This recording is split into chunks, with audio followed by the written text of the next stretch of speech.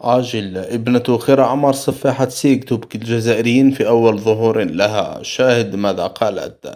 لكن قبل البداية لا تنسى وضع إعجاب للمقطع واشتراك في القناة لتتوصل بجديد أخبار الجزائر كل يوم.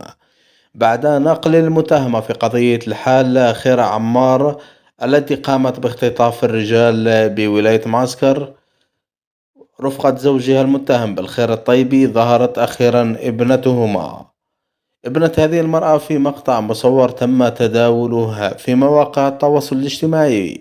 بدت حزينة بسبب غياب والدتها عن البيت، وقالت: أنا مع جدتي وأنتظر عودة ماما بفارغ الصبر. عودي يا ماما، أعرف أنك اشتقت لي وأنا كذلك. لماذا أخذوك من منزلنا؟ أنت لم تفعلي أي شيء.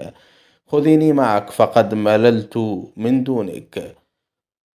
وتفاعل الجزائريون بكثير من العطف والتأثر حول مصير هذه الملك الصغيرة، خاصة أنها بقيت وحيدة بدون عائلة بعد حبس والدتها ووفاة والدها، في انتظار ما ستسفر عليه التحقيقات مع خير عمار في قادم الأيام.